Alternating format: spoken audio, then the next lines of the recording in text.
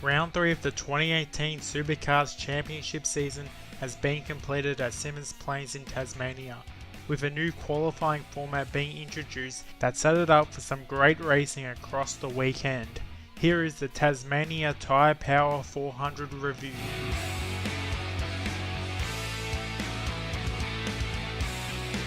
Another winner has been added to the winners list in 2018.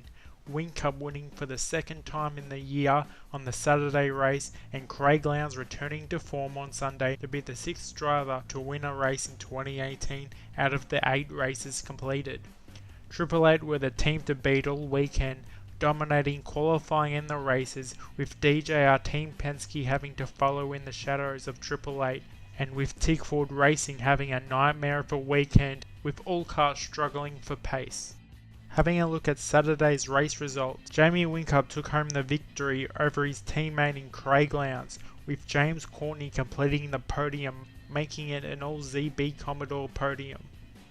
Another solid race for David Reynolds in 4th, with Fabian Coulthard the first of the forwards in 5th. There was a mandatory tyre pit stop in the race where Shane Van Gisbergen and McLaughlin came in early, which gave them the undercut, but both of them faded towards the back end of the race, where their tyres were degrading worse than the others around them when they pitted later and had the fresher rubber, and it cost both Shane Van Gisbergen and McLaughlin positions at the end of the race. Chaz Mostert was the only retiree where he had an exhaust fire from contact with Rick Kelly that bent the exhaust and caught on fire in the pit stop.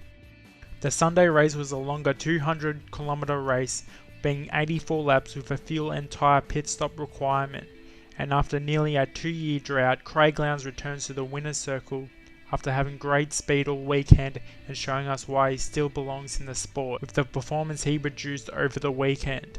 McLaughlin carried the Ford flag and finished second, with the new championship leader Jamie Whincup finishing third. A super result from Jack LeBrock, the rookie, finishing in 5th place for Techno Autosport. That result would do his confidence good. Mechanical problems hindered Shane Van Gisbergen and Fabian Coulthard's race, where Shane Van Gisbergen had a sticking throttle issue where it would stay between 5 to 15% throttle under braking, and made it difficult for Shane to brake, where we saw errors occurring from not being able to slow the car down at the hairpin. The team tried to fix it but couldn't resolve it and had to settle for 25th and a lap down, making him lose the championship lead this round. Fabian Coulthard had a bizarre problem when his wheel nut on the left rear came off that forced the tyre to become loose, and Fabian had to make an unscheduled pit stop. That put him out of the race down the back of the field. Richie Sunaway was the only retiree for the race, which only saw Tickford Racing cars retire from both races across the weekend. Surprisingly, there were no safety cars this round of the championship.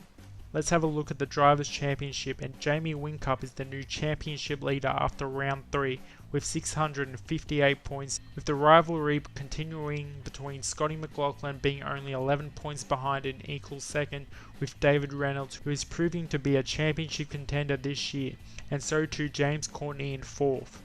Shane Van Gisbergen drops from 1st to 5th in the standings after an average round, and Craig Lowndes comes up to 6th position after his fantastic win on Sunday. Red Bull Holden Racing Team are in 1st place, 63 points clear of Mobile One Boost Mobile Racing in 2nd, which after 3 rounds they have improved massively from their horror year in 2017. Safe to say that the new Walkinshaw Andretti United Alliance is truly working for them this year. And DJR Team Penske is still thereabouts in 3rd, 156 points behind, but it's still early days in the 2018 season. We saw the new qualifying format being introduced this weekend, where it's being trialled at Symmons Plains, which we saw, and Barbagallo Raceway in Western Australia, where both short tracks create a lot of congestion in qualifying, which we've seen over the years create problems.